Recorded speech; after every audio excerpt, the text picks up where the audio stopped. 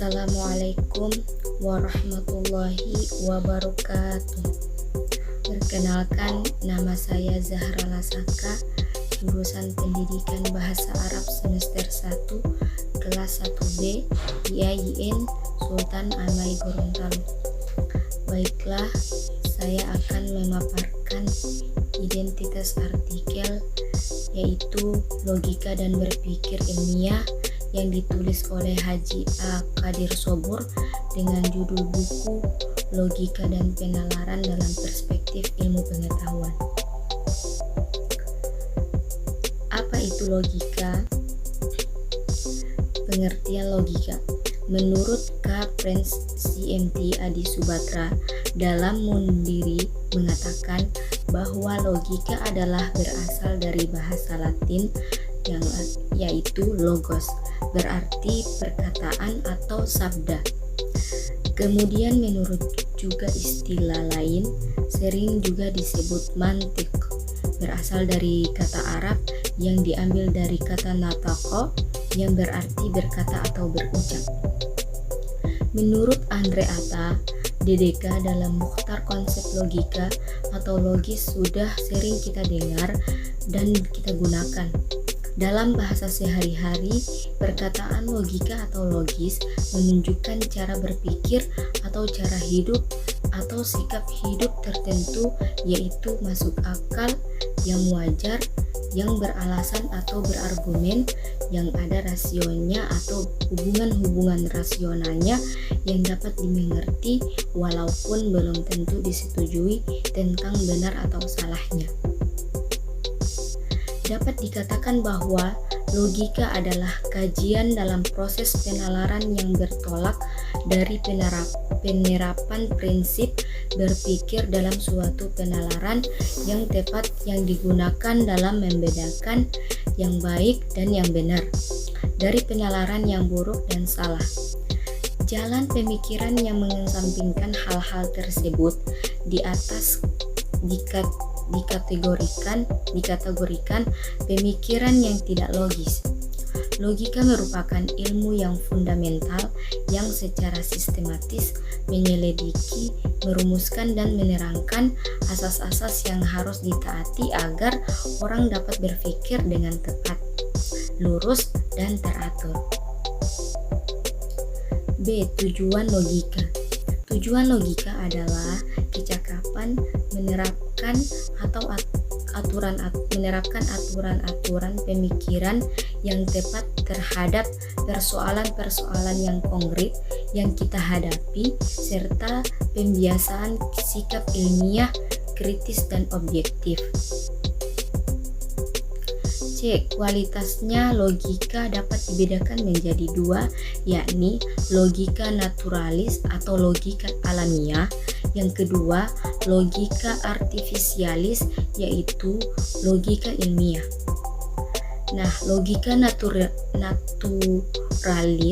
atau logika alamiah adalah logika naturalis, kecakapan berlogika berdasarkan akal bawaan manusia, akal manusia yang normal dan bekerja secara spontan sesuai hukum-hukum logika dasar. Kemampuan logika naturalis antara manusia yang satu dengan yang lainnya adalah berbeda-beda, tergantung dari tingkat inteligensi dan pengetahuannya. Maka, kinerja akal budi manusia yang berpikir secara tepat dan lurus secara natural tanpa dipengaruhi oleh keinginan-keinginan dan kecenderungan-kecenderungan yang subjektif dari pemikir atau manusia. Kemampuan logika alamiah manusia ada sejak lahir. 2. Logika artifisialis atau logika ilmiah. Logika ilmiah ini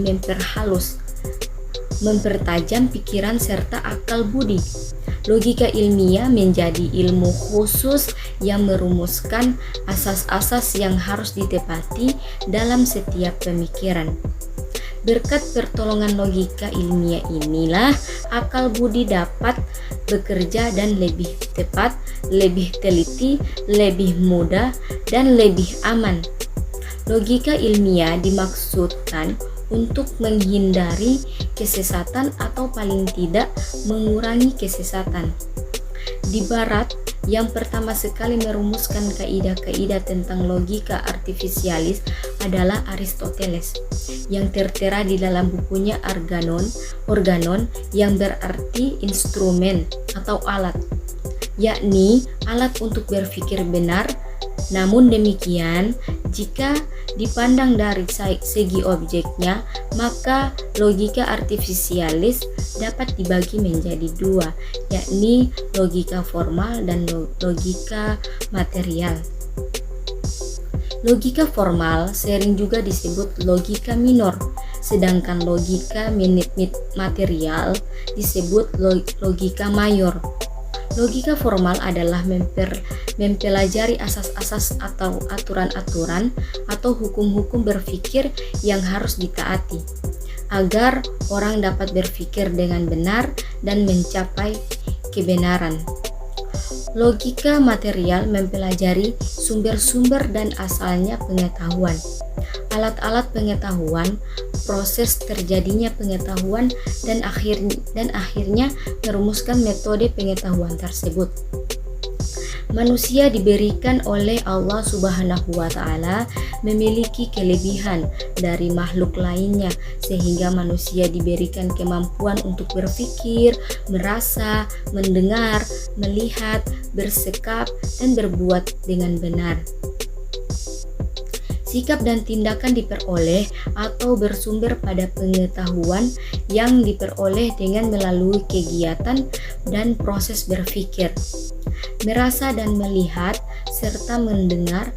Penalaran hasil pengetahuan yang dikaitkan dengan proses berpikir dan tindakan dikaitkan dengan perasaan.